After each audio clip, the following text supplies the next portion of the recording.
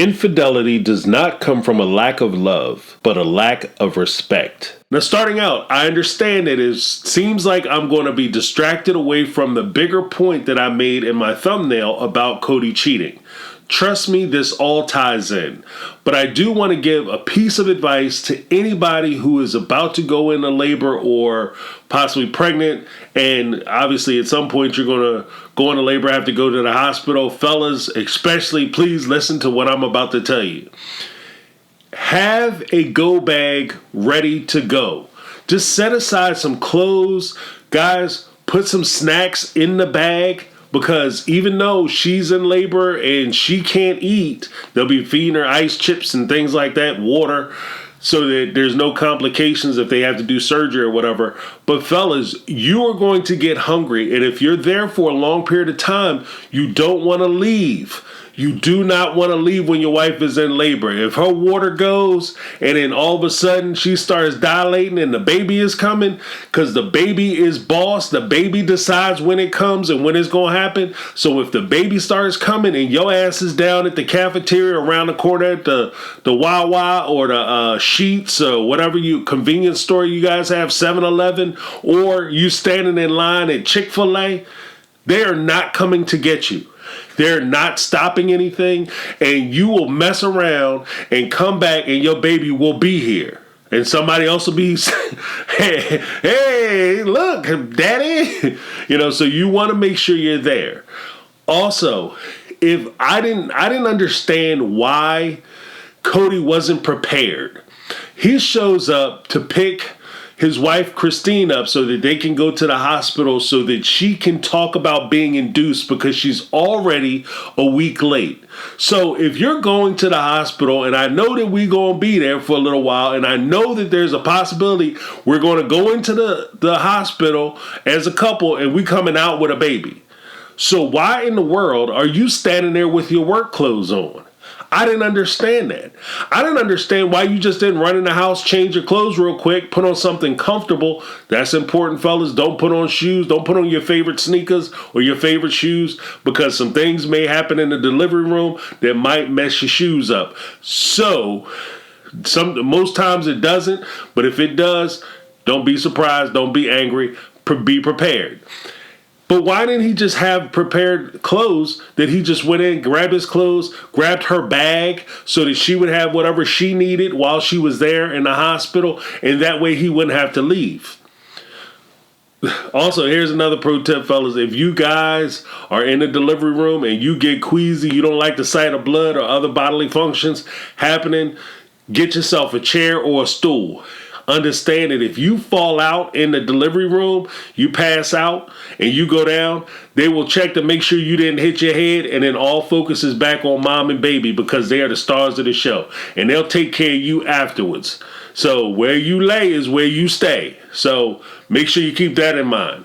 Now, when we start talking about Kody and the reason why he didn't have the clothes and reason he didn't have a bag is because I genuinely think that for him, that was his way out. That was his alibi that he could get over there to Robyn's house. And to me, I think that in and of itself was tremendously disrespectful to the wife that you have in the house, and it's disrespectful to the woman whom you're going to go see and kiss and do everything with.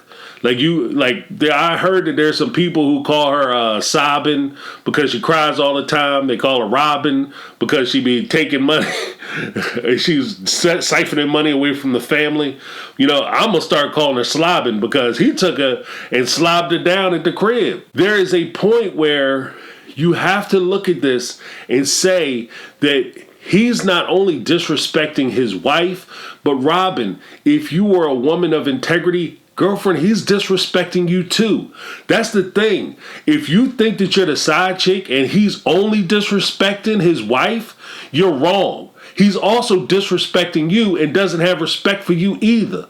Because as a man, I am telling you, no dude out here is respecting his side chick, his mistress, his side dish, whatever you want to call her. They don't respect you because when rubber meets the road, if the relationship fails with his wife, why would he go with you? Because he knows that you cheat. You were cheating with him. So why would he pick you up? There's no respect there. And here's another secret, homeboy, Mr. Kody. If your potential wife is okay with you doing this, then she's going to, if she will cheat with you, she will cheat on you. So you need to put yourself together and start thinking about your family. And it's hilarious to me that later on in season 16, season 17, he's Mr. You got to think about the big picture. You got to think about the family. You made it all about the man. You made it all about me instead of focusing on the big picture. And here he is doing everything contrary to thinking about the big picture. He's thinking about just the woman. He's not thinking about the family, because the family would require you to be there with your family when your family needs you. He has a pattern, and he's starting to establish a pattern that we later see in later seasons, where he's not there for significant parts of his family's life and significant events that happen within the family. And it's tremendously disrespectful. Now, here's a couple clips that I put together that illustrate what he was doing when he went over to the house and he left the hospital. This is the signal that Kody has given Robyn for her to follow him outside. Now listen closely to what he says when he thinks he's out of earshot of the camera crew and producers. Did he forget he was wearing a mic pack? That's a silly sandwich with extra stupid sauce. What? I ain't got the clue. Here's a little taste of irony. Because he got caught kissing Robyn and smoozing with her outside, the producer obviously asked him to come back and, hey, give her a kiss for the camera. And he had this to say. I got a wife in labor. I'm not going to sit here kissing my girlfriend. It's just awkward. Now, as you can see, what that clip told me was a few things. Now, off the top, just because we were talking about the previous or later seasons, the seasons that I've reviewed, the 16, 17, and even the tell-alls where he becomes very resistant about talking about Robyn and his relationship and how things are progressing, and he's trying to hide certain aspects of his life back, we see that clearly even in the first season.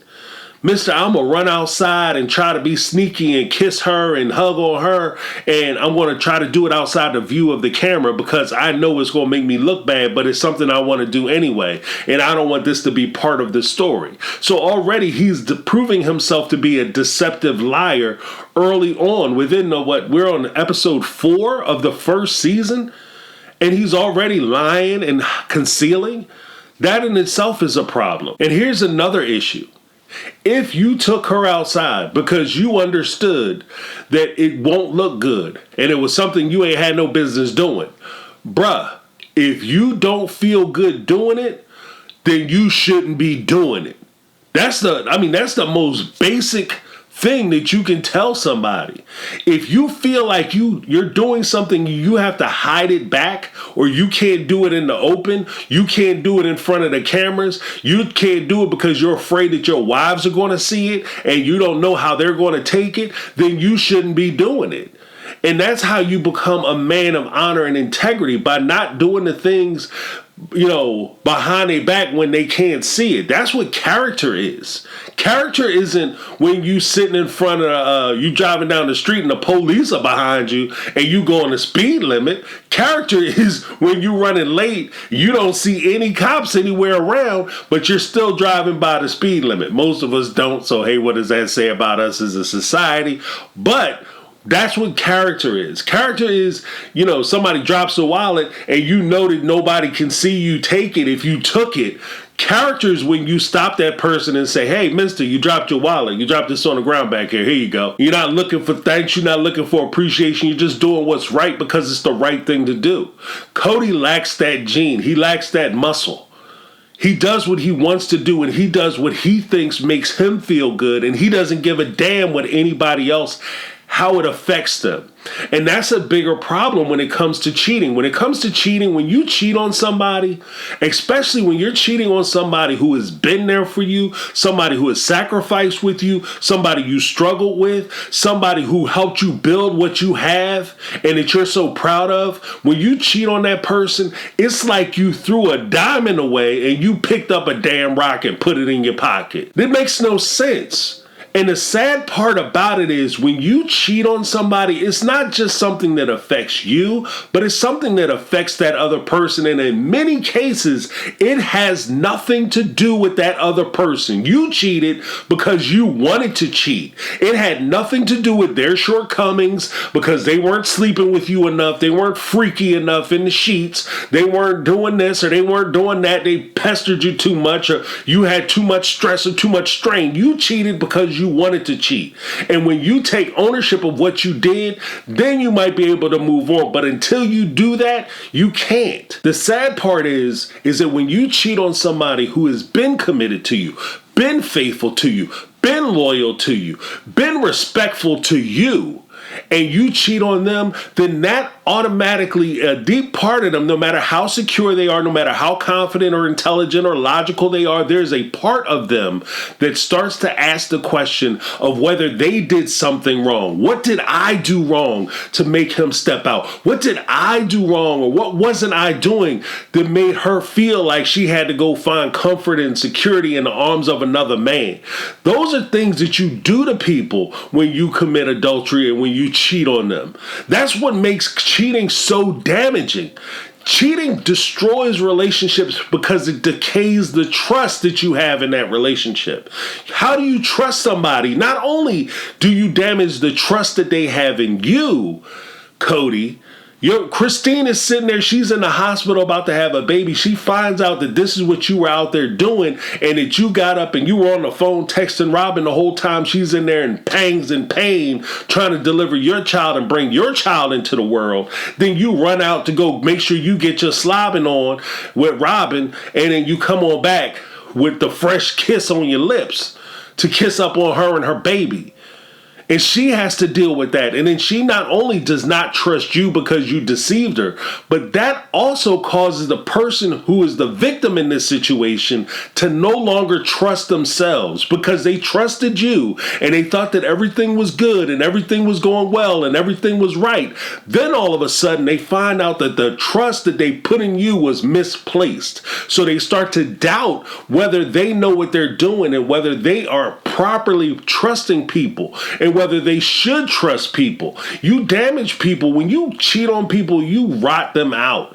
And it's a hard thing to really put your mind around and focus on when you're the one doing it. And even speaking about the destabilization of your relationship. When you cheat on somebody, whether they forgive you or try to get past it or not, there is a small part of them that's always going to have that question of what it is you did, how you did it, whether you're going to do it again. When you come up with a story that just doesn't sound right or things don't sit right with them, they're always going to have that question whether you're going back to your infidelity and your cheating ways. And it's a hard thing to get around. So my suggestion is that you don't fall for it. Don't trip on it. Don't go for that little bit of fast pleasure because they're operating the strange, because it's just not worth it. And this is where I would give my perspective of what I think needs to happen in any relationship. As I always say, one of the most important things in a relationship is communication and transparency. You have to make sure that you're constantly talking to the people you're in a relationship with so that you're always on the same page, that you can move together, you can develop together, you can grow together, and you're always, bound to one another. If you stop communicating, you stop talking, you stop being transparent, then you start to drift apart. One person's thinking one thing, another person's thinking another thing, and it can create problems. So there's one thing that a lot of people don't talk about that I think is critical that must be discussed and constantly discussed and constantly refreshed. And that's the idea or the topic of infidelity.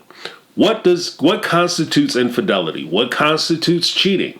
See, some people get into relationships, they say, you be my boyfriend, you be my girlfriend, you want to get married, whatever the case may be, and they never have the conversation of what a monogamous relationship is to you. What is cheating to you? What is infidelity? What is stepping out? Is it cheating if you go to get coffee with somebody of the opposite sex and sit there and have a conversation? Is it cheating if you go to a restaurant or a bar with your friends and you're flirting with somebody of the opposite sex or somebody you're sexually attracted to? Is that cheating? Is it cheating? And some people are like, yes, yes, yes. Is it cheating if you're on Facebook? Is it cheating if you're watching Prawn? You'll figure it out. Adult materials. Is it cheating if, there's a lot of things that you want to talk about. Now, I can't answer what is cheating, what's not cheating, because every relationship is different and every person is different and every person's what they're willing to tolerate may be different. But this is worthwhile having a conversation so that you can start to set boundaries. And I think that that's part of the issue with Kody and Christine and Meri and Janelle, that they maybe never sat down and actually said, hey, here are the rules of the road when it comes to you dating to find a new wife. Now, it seems kind of counterintuitive because, hey, if I'm going out finding a new wife, I should be able to do the whole thing. The whole menu should be available.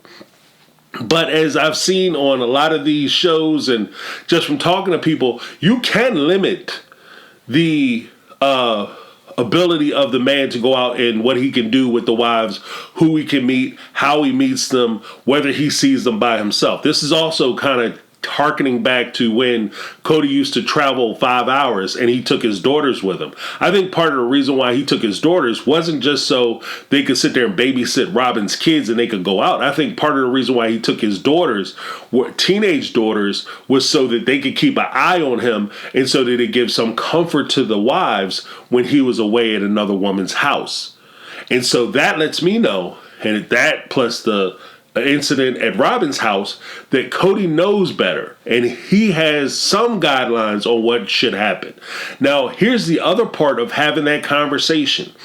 I want you guys to really think about, because I also talk about not just having conversations and being honest with your partner, but I also want you guys to be honest with yourself. Make sure that you do a self-inventory. What are you willing to tolerate in a relationship? If this person does X, Y, and Z, you have the conversation about cheating. If they cheat, what are you willing to do? Know what your plan is before it happens, before you're confronted with the incident and you're trying to figure it out in pain and dismay. You want to have your plan on what it is you're going to do. Just like if it's a fire drill at work or school, you guys had a fire drill and you practice what is going to happen. Now, clearly they don't want their building to burn down, but if the building does catch on fire, what are you going to do? What is your plan? How are you getting out of here? If you're in a situation, you say, this is my red line. If you do this, I'm out of here. Then that's your red line. And you make plans for what, not necessarily plans to leave, but you just know that if something happens, this is what's going to happen, what I'm going to do. On the contrary to that, if you're not going to do anything, don't sit there and torture yourself by asking a whole bunch of questions. James, rule number 1, don't ask questions you don't want to know the answers to. If you don't want, you're not going to leave and you're not going anywhere no matter what he does or what she does, stop asking, stop going through their phone, stop pretending like you care. Because all you're doing is hurting yourself. That's my take. I'm James. This has been my take on reality, and I'm out. 'Cause I've been living life right like I could just die any minute. Going for a ride down the side.